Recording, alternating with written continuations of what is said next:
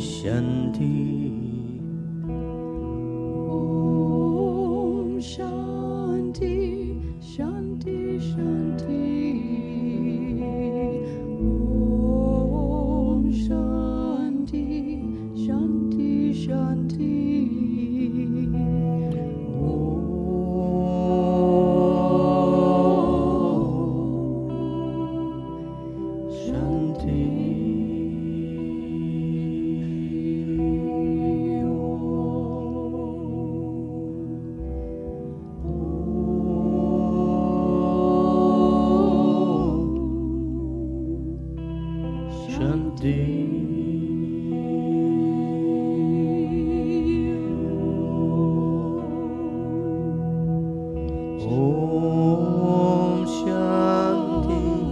Shanti, Shanti. Om Shanti, Shanti, Shanti. Om Shanti, Shanti, Shanti. Om Shanti, Shanti, Shanti. Om Shanti, Shanti, Shanti. Om Shanti, Shanti,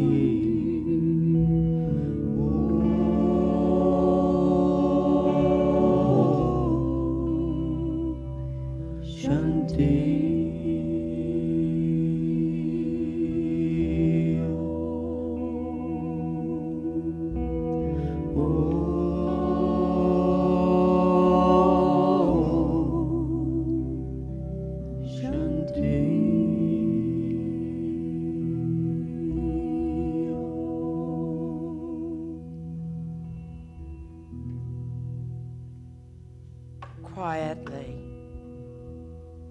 Quietly comes our blessings. As the heart is emptied of self, you shall receive blessings. Blessings, they come as we empty our hearts and our minds, as we empty ourselves to receive. Our blessings come not from a loud, clanging voice, not from a trumpet blast. Our blessings come as a mere whisper,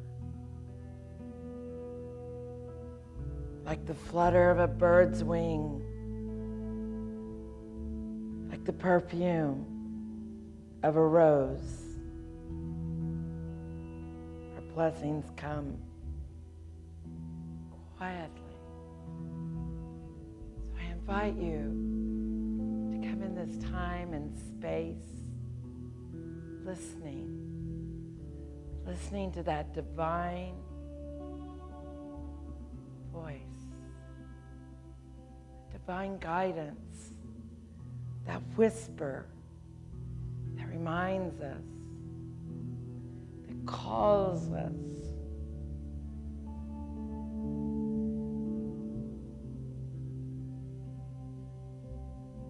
That whisper that calls us to deepen our experience, to deepen into our heart.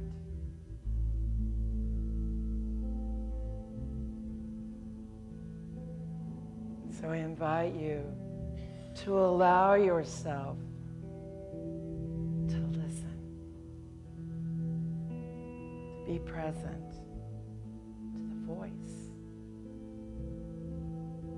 May come as a feeling, may come in pictures. I invite you to listen.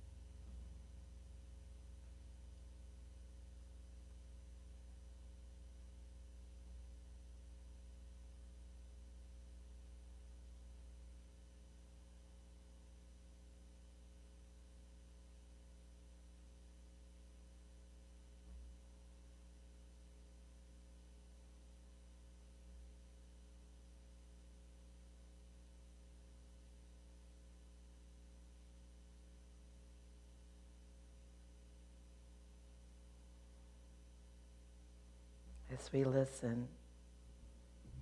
Blessings flow. The harvest is full. As you give and release, your heart is now ready and open to receive joy.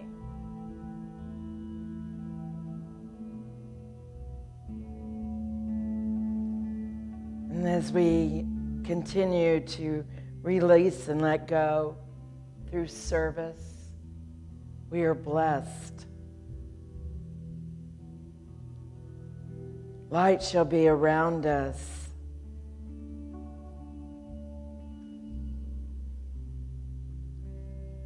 It is time to reap what we have sown, to receive what we have planted, to harvest the good.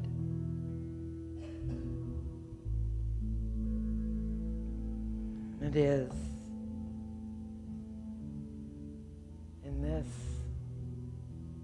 place and space of receiving that we allow ourselves to return to this time and space to gently be here now. And so it is.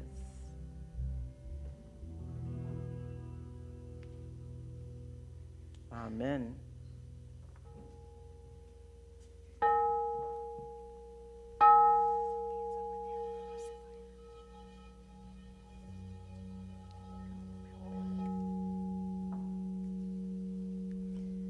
And our Unity singers now lead us in special music as we feel the vibration of love.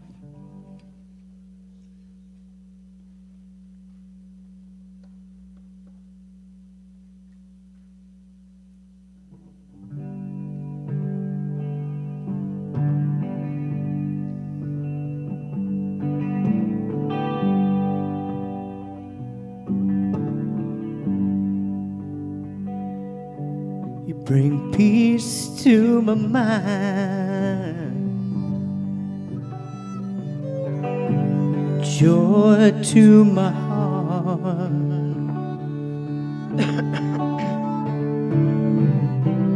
comfort to my soul.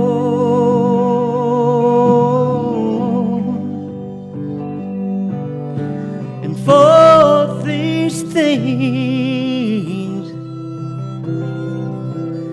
these precious things, I want to thank you. I want to thank you so.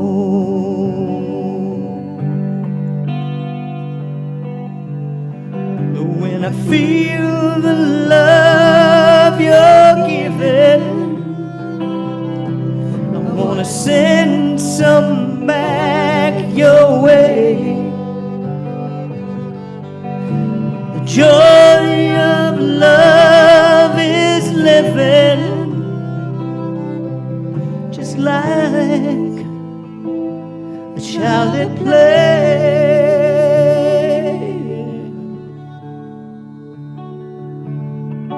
Bring a smile to my face, hope to my dreams, sunshine along the way.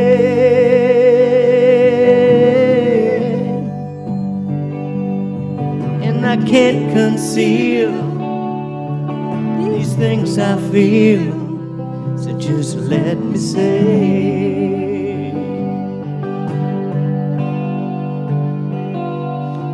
I take the happiness you give me, I'm gonna shine it on the world. This is our song that I'm singing. You gave me all the words.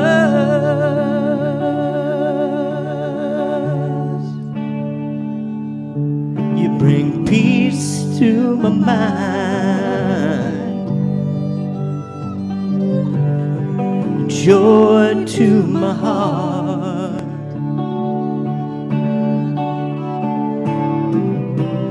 Comfort to my soul.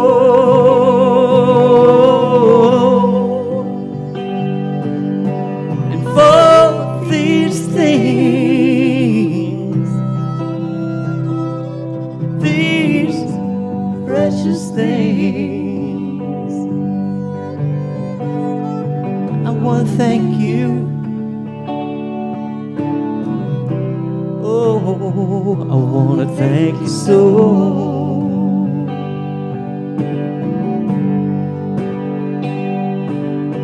And for these things,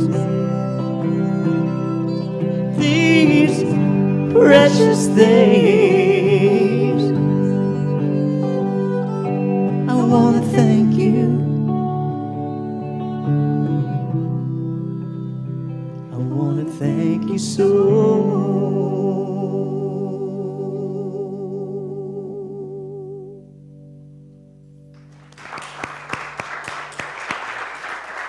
So there was a minister, and this minister was talking on the law of mind action. Now, we have been talking about the 5 unity principles, the first one being, what is the first one? Y'all can tell me. God is. God is good. God is everywhere present. God is. And Rick Busby talked on that and did a great job, I understand, talking about the fullness and the allness of God. So we know that God is, and that there is only one power and presence in the universe, active as the universe, and in my life, God the good, omnipotent. We know that. We've experienced it. We've heard it many, many times.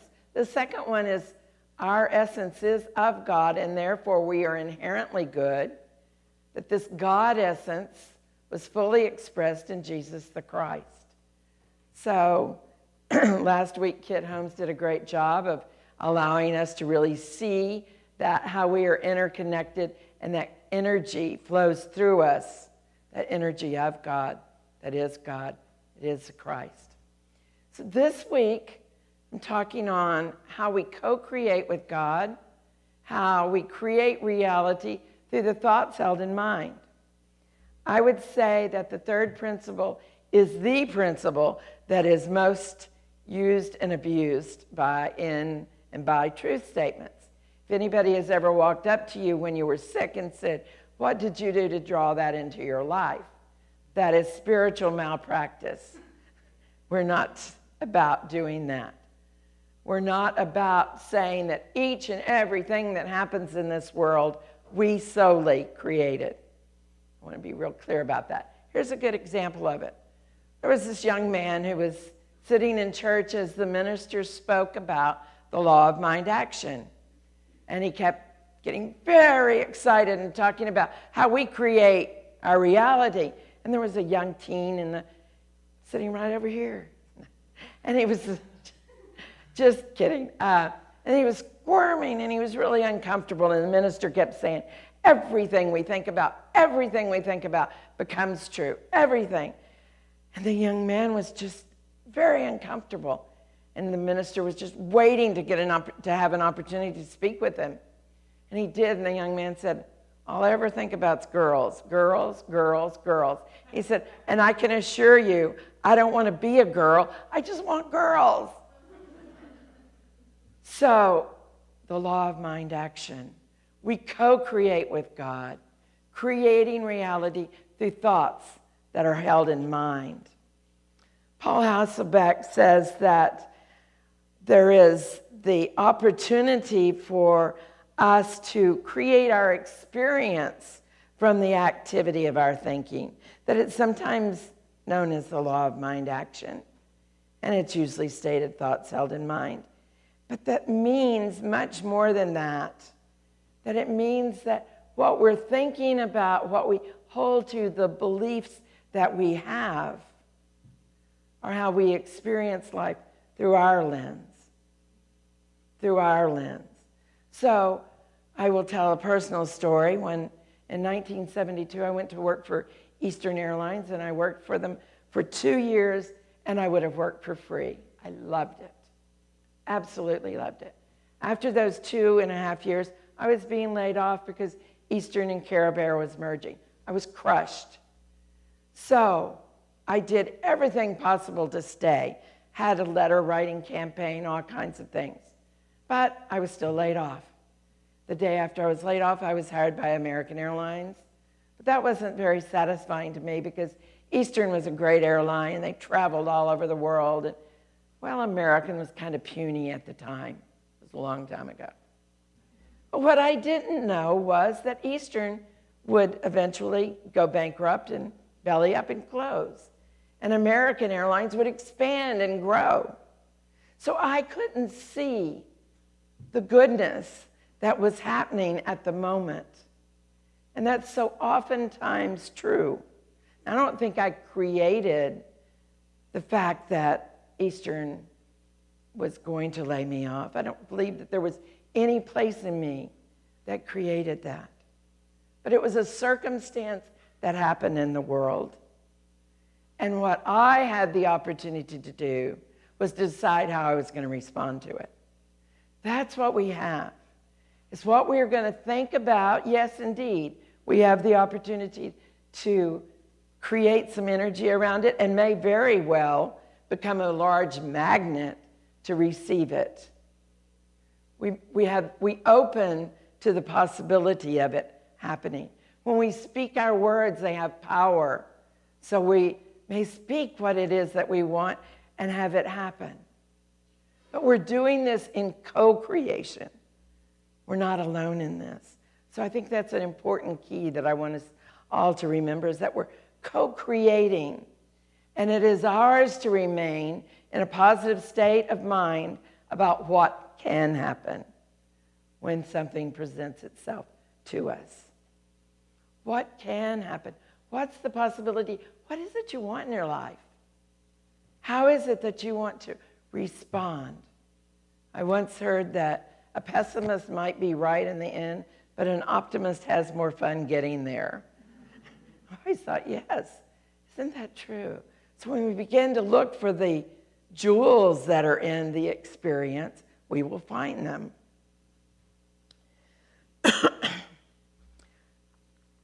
Once we've realized the Christ presence, once we know that the Christ presence lives within us, outer events and experiences are there, and they're good and they're wonderful, but we begin to recognize that what is really important is what's on the inside.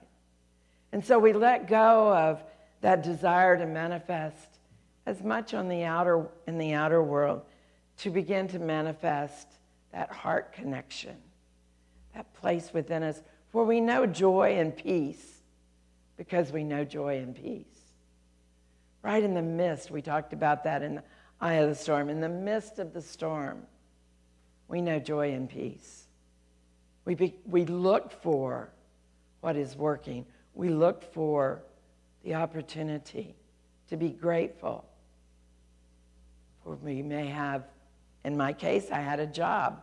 So I was grateful that I still had a job in an industry that I loved. And that I would have worked for free. That is not true today of the airline industry.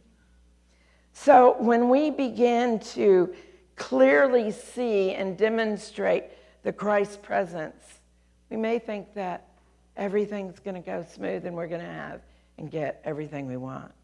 But the truth is, we're going to have everything within. It's not about the outward demonstration. as much as it is about the inward demonstration. On any given day, you might hear a person say, XYZ caused me to feel ABC. Guess what, folks? People aren't making us feel the way. It's how we're choosing to feel, how we are choosing to experience life. So there's nothing that can be further from the truth. Events do not cause feelings. It's how we perceive them. Breathe. It's how we perceive them. We may not like everything we see, but it's important that we love who we are in everything that we see, everything that we do, and everything we experience. So, God is absolute good, ever present.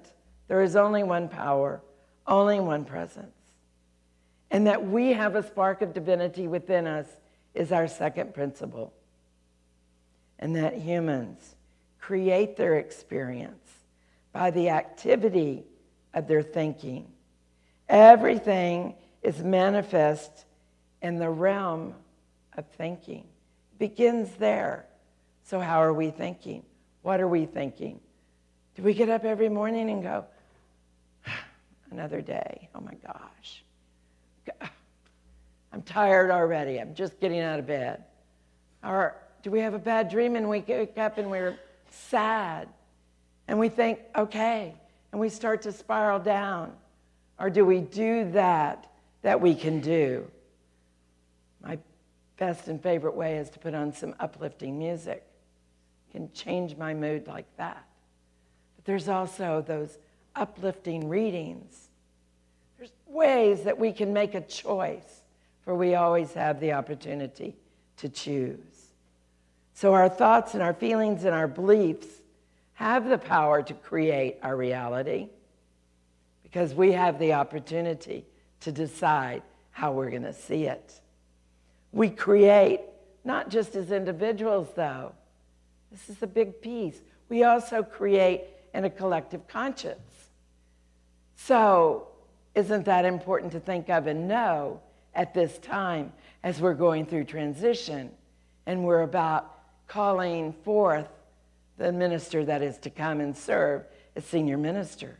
So what do we want to talk about with each other? About, Reverend Karen's gone and we'll never have a minister as good as Reverend Karen? No, we're moving on. We're receiving wonderful opportunities to call forth somebody that's going to inspire us and lead us into the next expression of unity of New Braunfels. That's ours to do. We have a collective consciousness of what we are about, and we want to make sure that we are doing this with love and in love and holding the highest and best. If you see something you don't like in this church, it's all right. If it's something that can be changed, come and talk to me or talk to one of your board members. Maybe it can be changed. And then again, maybe it's one of those things that would be a long-term goal. So we have the opportunity to individually change and to individually affect our circumstances. We also have that opportunity to do it together as a group. Alan Cohen says, the form of what you do is less important than the energy that you hold while doing it. The energy that you hold while doing it. What energy is behind your sacred service?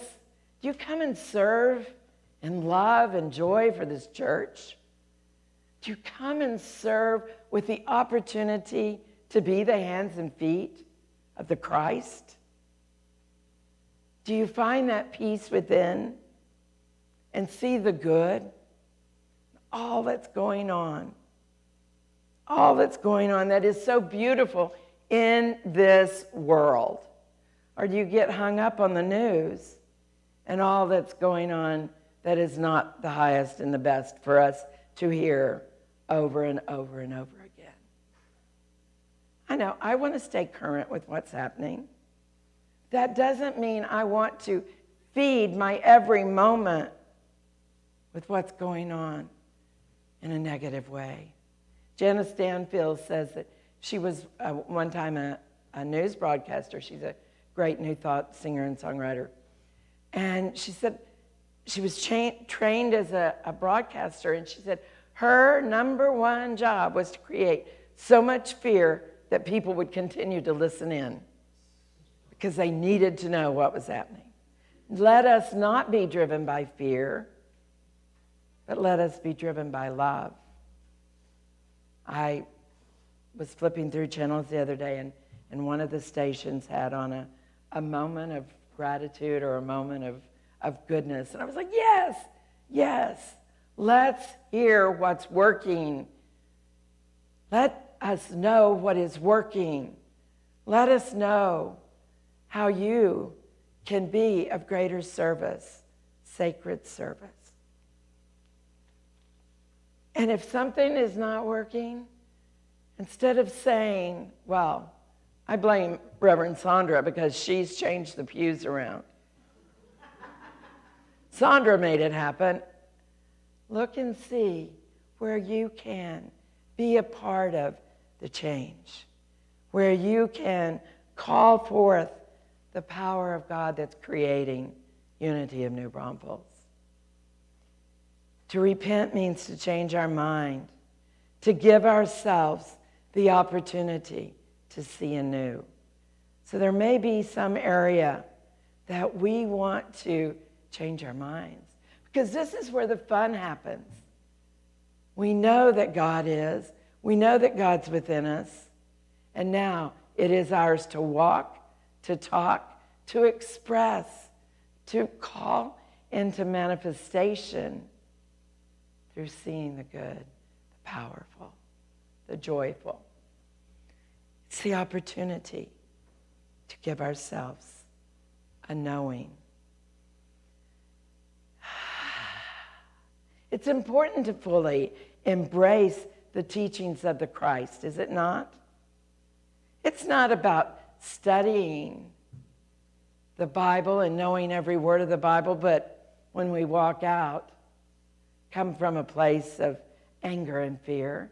If we're going to learn these teachings and these principles, don't we want to be about demonstrating them, walking them, talking them, making them who we are? So this segues into the next part of our service, because we are doing something a little different today. We don't do communion in unity real often, maybe Monday, Thursday. It seems to be one of those pieces that perhaps we don't understand, or we have some attachment to old teachings and how it was taught. But I want to bring a fresh, new look at that. So I'm going to just for a moment, I'm going to be Jesus talking to the disciples. He's going to be talking in modern day language, something that's a little different. So, might go like this. Hey dudes, guys, I really want you to get the teachings that I have brought. I really want you to get it and live it. I want you to get it and live it as if it's food that you are eating, and that food is digesting through your stomach and into your intestines, and it is moving into the blood system to support your cells, to nourish and feed the cells and organs of your body. I want you to get it to that level. Does that sound different? So we want to take communion today if you choose to do so. And as you take the bread, dip it into the wine, and partake of it, recognize that it is about fully embracing the teachings of our way shower, Jesus the Christ, fully embracing who we are. He said, "This is my body. I give it to you. Do this in remembrance of me." But I think it was more like, do this remembering to do the works and to live as I lived. To love, to experience abundance, to be a healing agent to the world, to let go of anger. Fully embrace the teachings. Many times we think, well, that's it. If I fully embrace the teachings, everything's going to be good. We still may have challenges, but we have the answers. We have the way and the way shower that have given us examples. So we will be doing communion. It is with wine, but it is non-alcoholic wine. We have bread. I invite you to break the bread, dip it into the wine, and partake of it. I ask you to do this with a sense of, wow, I'm going to digest this and take it into every cell, every organ. There may have some past attachments. I invite you to let them go. For as Fillmore says about communion, he says it is the appropriation and the assimilation of substance and life. And it is in our own consciousness. And we blend it into our minds, our father, mother mind. And it is there that it harmonizes every fiber of our body and our Christ soul. Every fiber. So we're about bringing that heart and mind into harmony, into a place of new peace and new understanding.